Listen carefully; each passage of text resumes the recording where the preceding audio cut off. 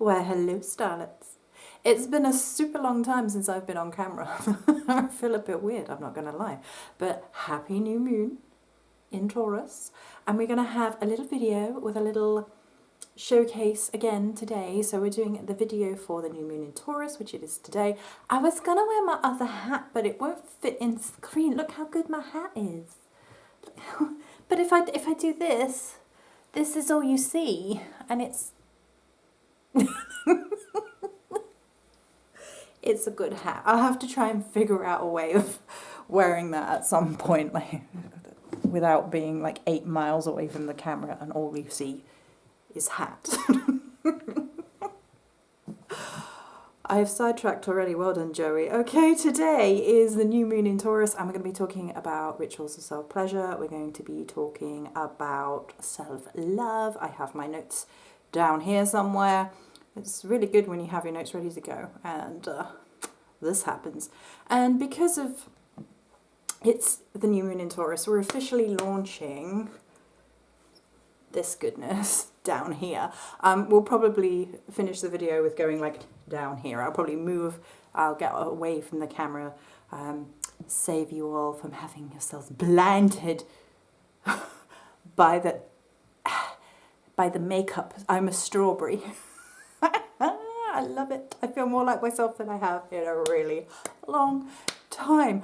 Being silly, having fun, having a little bit of that inner teenager moment are all good themes of this new moon. So that's what we're going to be looking at, which you will find out in a minute when I pull up my notes. So prepared.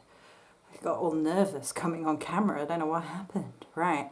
So something happened with this new moon, and it was just after Mercury went direct. And all that Taurus energy came in, and like all the planets were like nearly all the planets are in Taurus, and I have a Taurus moon and a Taurus North node, and I was like, oh, okay. All the creativity, I was feeling it, and I started creating all these really beautiful things, and I was like, we're back, baby, we're back. And one of the things was this.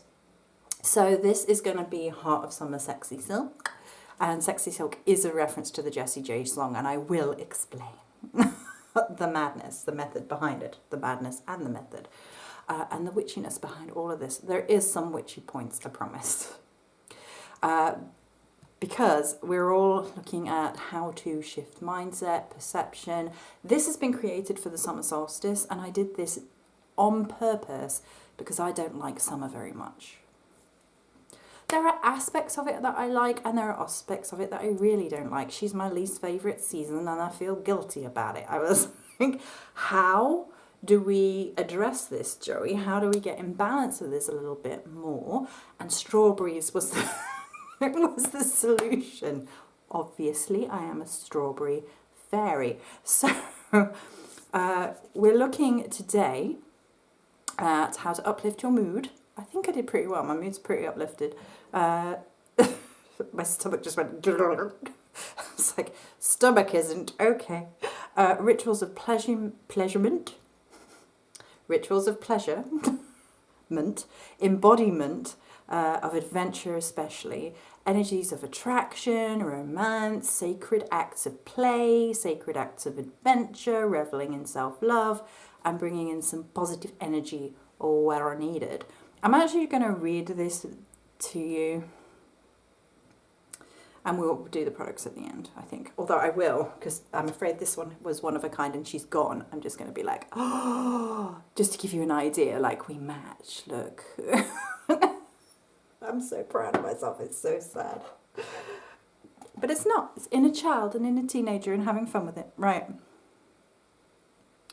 The sultry, sexual, sensual summer Missy will take you on a trip to astral realms and help you feel more connected to yourself and to other people. Fun, flirty and sensual, this beauty is all for love work, attracting the right person to you, as well as remembering to truly, fiercely love yourself.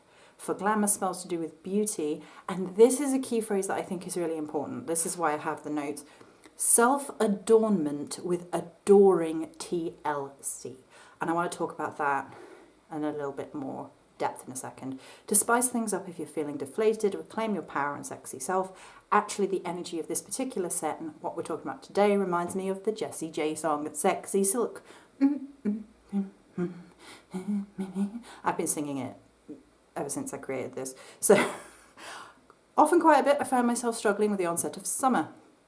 And I wanted to witch up a recipe which put me into alignment with some of the fun aspects of summer, putting my mind and energy to a receptive vibe. So all the good things that can come from this season, right? Abundance, romance, adventure, an uplifting way to connect with solstice, and what better way than strawberries, which I've kind of said already, but it's true, so we'll say it twice. This set exudes a carefree energy. Well, you've gone and done it now. As well as all of that side of it, it can help you to heal your inner teenager, allowing them to explore, or to heal your inner child, helping yourself to play. So sacred play and sacred exploration. It reminds you that life doesn't have to be doom and gloom and bills, even when all of that is legit and is getting you down. And that is the other side of the new moon in Taurus, and I've done the podcast for that on Patreon, helping you guys to realign with an abundant mindset without giving into the toxic positivity, which often surrounds a whole lot of the manifestation work.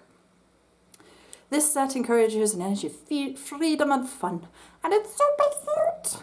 In addition, it encourages rituals of pleasure and a fierce and fun way to work with self-love. It's giggles and romps and strawberry kisses, whatever your pleasure. What would happen if you believed you could? What would happen if you believed you deserved more? Why not find out? Okay, so that's the blurb that I did some truly interesting things with when reading. Right, so self-adornment and adoring TLC was a phrase that came to me when I was like writing up the goodness in this beautiful set. And I want to talk a little bit more about that. So something that keeps coming up lately is remember your magnificent self. It came up with an oracle card that I pulled at the beginning of the week for Patreon that was one of Kat Shaw's. And it was Elaine of the Ways, the consort. And it actually had all the pinks of this thing. So I kind of preempted a little bit. And it was like quite often we really lose sight of a sense of self-worth. And that is done to us and it is done by us, and we accept quite a lot of negative conditioning. Now, some of it we don't really accept because we're fully aware or conscious, there we go, of it. I got too silly and now I can't speak. we got too silly. Come back a little, just a smidge, just so we can talk. So some of it we're not conscious of, right? Conditioning from childhood, things that we took on early, part of what we were brought up with, we don't feel like we're worth anything. If you're brought up in a particularly negative environment, which many of us are when we turn to rituals of witchcraft, then you've probably got some shadow issues to deal with and heal through. So what is self-adornment for like this amazing idea of TLC, this adoring, tender, loving care, in case you don't know what TLC means. Self-adornment can be what you're physically putting on your body. Because there's part of glamour magic that people seem to like poo-poo and shoo-shoo into areas where it is not considered real witchcraft. It gets into these new agey, less than serious ideas. But you can use colour magic in your things that you're wearing, and your clothes and your jewellery and your makeup. You can fill it with intention.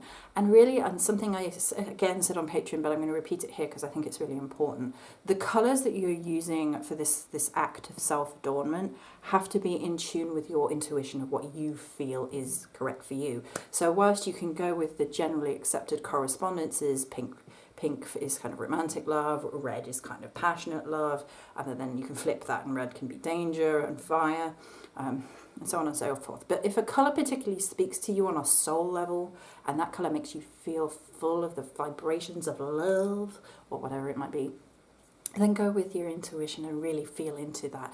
And that is a kind of self-care and self-love, which is listening to yourself, listening to your heart and your soul, and really like vibing with your beautiful, magnificent self. And there's not enough of that. There's not enough of that going on in the world. And so I thought I'd bring that in. Now I'm going to share something from my journey. So I took a lot of hits to self-esteem with regards to how I look.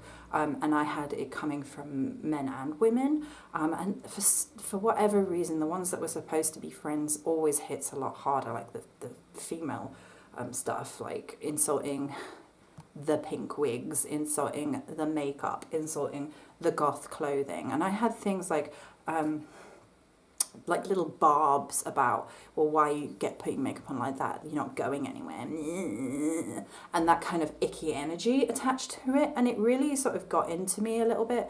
And I've kind of been cleansing all of that out, and and I was like doing this silly makeup today, and I was like, inner teenage Joey is back.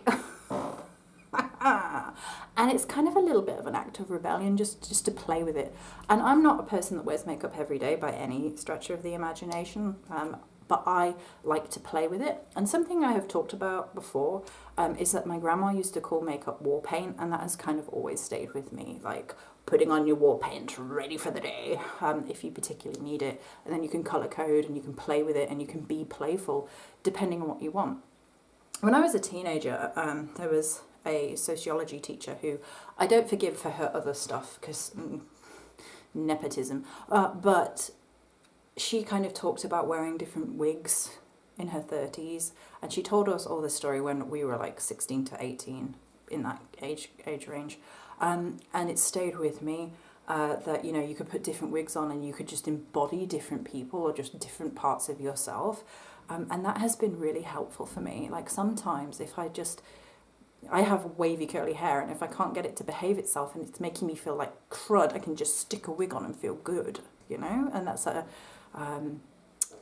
kind of self-adornment for really ferocious TLC. Like I'm not going to allow myself to feel crap.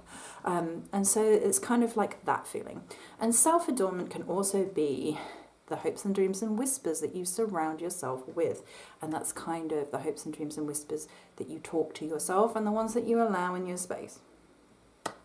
We all make mistakes with this. We all get grumpy, we all get bitchy, we all get gossipy, we all need to do better in ourselves sometimes. Sometimes we need to vent, and if that is a self-agreement between you and another person, or you and yourself, or you and your therapist, then get that out of you, but acknowledge that's what it is, and then let it go off into the ether. It's taken me a really long time to find a good balance with that. I'm still working on it. It's like, we still have to be careful, and we can fall into tropes of conditioning. But really, in this new moon in Taurus energy, we've got to get to the place where we're like, what makes me happy? What makes me feel good? What is a ritual of self-pleasure? Giggity. If you want to, by all means. And really sit with it. Really sit with that. Like, this is who I am. This is how I feel good. This is what I create. And acts of creation are really important in this new moon in Taurus as well. Witchy woo. Create what you can do. Woo!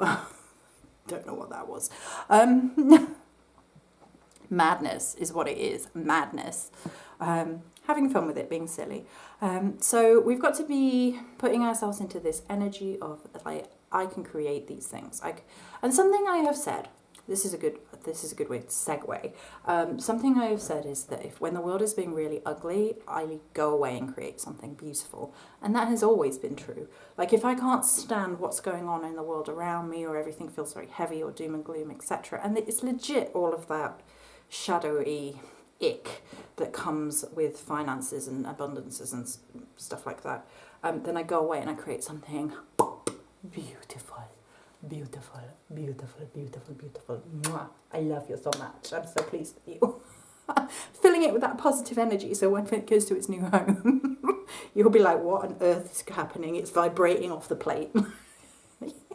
It's exactly what we want, full of love, heart and soul. That's what we want.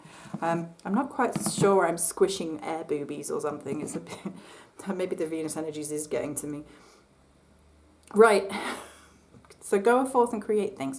It doesn't have to be for any accolades. It doesn't have to be for any purpose. You do not have to spend all your time trying to people please other people. There's been a lot of conversations around people pleasing lately, and it's been a really interesting conversation online and in circle. I've seen somebody say that all forms of people pleasing is actually manipulation, and I thought that was a very interesting conversation. Like, I can see both sides of that argument and that discussion. It's interesting. But it's also kind of like a way of dimming yourself down, hiding who you are, just being agreeable and acceptable rather than being magnificent and shiny and woo. So consider who you want to be and who you are co-creating yourself with universe. I like that phrase, even though it's a little bit woo-woo, but you are a constant work of creation and you are constantly creating yourself. And I like that energy. I like that idea. You are not set in stone. You are, and it's one of my favorite quotes, you are a work of progress and a masterpiece at the same time, right? So you are constantly like creating who you are. And I think that's a good thing. That means that no mistakes are final. We make them into little birdies, you know? I like it. I like that idea and energy a lot. So a lot of people have talked about healing your inner child. I want to talk about healing your inner teenager, which I don't think gets talked about nearly enough, especially because in your teenage years, you're coming into all your hormones, you're coming into your sexual awakening usually, and there's a lot of like shadows and stuff tied around with that. And you might have got to have a fun time when you're a teenager and have a bit of a rebellious spark, or you might not. And I feel really sorry for people who are teenagers now because everything is documented within an inch of their life. Like, social media has become all-consuming in that way, and like the filters have become so realistic. It's, you know, it can create real body dysmorphia and stuff like this. Especially if you're a teenager and you're going through all of that difficulty. How are you supposed to ferociously love yourself regardless when you are bombarded on the daily with all of that? It's a very difficult thing. So regardless of whether you're going through it now or if you're healing through the shadows of your teenage self, I think it's really important to consider fierce self-love with regards to your inner teenager and the lessons that you learned, or the shadows that you carry from that time in your life. Okay. And it's all going to be different from everybody, isn't it? So I can't really give you like, this is this and this is that, because it doesn't exist like that. Everybody's experience is going to be different, but it usually covers things with like how you feel you fit it in or not, how you are with friends, how you are in social groups and things like that, as well as everything to do with schmexy times, because you, for the most part, that's when most of us undergo a sexual awakening. Now, if you've been through some horrendous stuff, I'm with you. I know what that feels like. That's a whole different kettle of fish, and we're not going to focus on that here because that's got very definite places of conversation on the channel and on Patreon. But I'm sending you love and healing if that is the case, because I know what that is. I know how that feels. I know how difficult it is to reclaim a sense of silliness when you've seen a whole lot of the opposite growing up. So getting into this sense of being a fertile ground, and that doesn't mean babies necessarily. If you wanted to, it can, but that's not where I'm going with it, is something really important to me. I talk about us and going into our inner sacred grove quite a lot. That's on Patreon, all the meditations, that's what we do, Celtic witchcraft. So getting yourself to be like, I am land, and I am fertile land, and everything grows from me, and I grow little strawberries and little flowers and massive trees. You know, you grow, and you give that visualization, like this natural visualization of your inner self growing out in the world around you, is really powerful stuff. So try to connect with that a little bit under the new moon, that you are this ball of limitless potential energy, and you can do whatever you want with it. You can create whatever you decide. Put your energy in. It doesn't have to be perfect. Perfect doesn't exist. Take perfect off the roster. Not interested. Little bit by little bit by little bit of progress is far preferable, because we're in that Taurus energy. little bit by little bit by little bit. Taurus energy doesn't like whoop, whoop, whoop, change. My Taurus moon is like, we want some cake. I'm like, no Taurus moon, no cake. Delicious strawberry things instead. We can create beautiful things, okay. So do things that bring you joy and just really, really feed into that energy, and really like allow that energy to start creeping into other areas in your life. So like I said, summer is a time I don't particularly enjoy personally, and there will still be points this coming summer where I'm like that face exactly. But we're having the May heat wave right now that we seem to get every year now. We seem to get like this 20 degrees centigrade in the UK around now, and it's fine because it's like sunny and that's an appropriate level of heat for me. And then it gets cold and wet and miserable again for a while, and then we have ridiculous temperatures August, and that's when I'm like, I want to die. No? Okay. A little bit of drama, that's a little bit of my Leo planets coming through. But there you go. Right, so what I'm going to do now is I'm going to take my face away, sorry. Or, you know, a relief, depending on how you feel about it. And show you some of the products as well as some of the project pictures for the incense anointing oil and incense sticks. I could be persuaded to maybe make one more of these chalice candles if someone desperately, desperately wants one. But if you're on Patreon, you basically get the opportunity to swipe things that are limited edition first as one of the perks, and somebody did. But the other bits are going to... I've got four on here. The other bits are free... Well, no, the little teeny tiny fairy melts, there's only 6 of them. But the... votive and the bath salts will be available for the summer period, and then they will disappear. And I think that's it, apart from like showing you the products and talking to you about the scent range and the power of the energies within that scent range in witchcraft for you. So have a very wonderful new moon. It's nice to see you all. See you again soon. Ducking down with the camera. And many blessings. Aha! Welcome back to my madness. So here we have a close-up of some of the products. Like I said, the chalice is technically spoken for. I have the ability to make either one more of these or one more of the Sunset of Avalon, so it really depends on if anybody requests it and who comes first, because we are on first come, first served basis, much like strawberries, num num num. But I will show it to you anyway. We'll have a close-up of this beauty. Doop, doop, doop, doop. So the chalices are all locally sourced. I said this on the sunset video, but I don't F with anything from like getting anything from China or anything like that. I don't agree with it. The energy you put in is the energy that you get out. I won't do that. I get charms from people in the UK, and I buy all the chalices locally, support local businesses wherever is possible, etc, etc. Right, so there you go. You can see her beautifulness. And the first thing I'm going to point out is this teeny tiny little piece, this teeny tiny little wax strawberry. I made her. All handmade soy with a strawberry scent, and she's absolutely fabulous. I mean, just look at her. And then the votive is very similar. So the votive, and I managed to get this kind of swirl effect within, so it looks like a milkshake or a murder scene, depending on how gothic you want to be. But to me, it was supposed to look like a milkshake, so that's what we're going with. And you get a teeny tiny strawberry on top. Again, strawberry scented. It's so beautiful. Deeby, deeby, deeby, beautiful. Right. Yes, Joey has lost it. I know. But what, did she ever have it? Probably not. Right, you do not get my strawberry bowl because I love it. But these are the spell salts. These are ever so slightly different. You get a ladybird on the lid. You will get one of those. Absolutely. And the charm and the thread.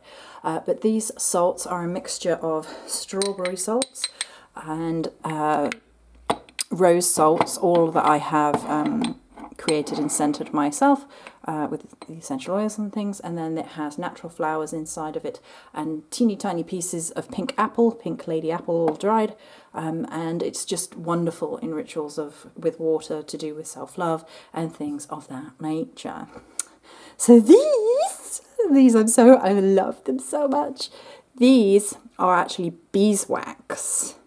Teeny tiny fairy beeswax strawberries in your tiny little basket, and you get the little teeny tiny basket and you get 6 of these, and they're not expensive. I kept them super cheap because obviously they're like teeny tiny and they're fun, but look at them, look how, and you just pop them in your oil burner and you melt them, and they smell like strawberries, and they are just so cute. And yes, you get the little basket with it. Right, so now I'm going to be putting the pictures on the video itself, and we're going to talk about the scent range and what that means. So the scent range here is a delicious strawberry and jasmine wrapped into a sandalwood heart with other notes. So just in case you need the reminder, it is for the summer solstice, uplifting your mood and mind, rituals of pleasure, embodiment of adventure, attraction spells, romance, sacred act of play and adventure, reveling in some self-love, bringing in some positive energy, especially when it is deeply needed. Strawberries in witchcraft are aligned with Venus, goddess. So strawberry is a popular love ingredient. The red strawberry is also thought to evoke passion. I don't know why I'm so weird with certain words. And sensuality, passion. Perfect for fertility rites and abundance, strawberry teaches us about sweetness and determination, beauty and self-love. Jasmine in witchcraft is traditionally associated with the moon and the element of water, and therefore vibrates with love and perception of beauty in all things, and is often used for love work, self-love work, pleasure, and self-love, pleasure, and sensuality, as well as for prophetic dreaming and manifestation work. Sandalwood in witchcraft is used to bring balance into the energetic body and awaken the life force within. It is also used to balance, center, and calm the mind, and to protect against negative spirits. And there is a number of ways to use the oil, incense, and sprays, which are on store right now, and you can read that at the bottom of each piece. Okay, my darlings, thank you for putting up with my nonsense for another video, and I will talk to you soon.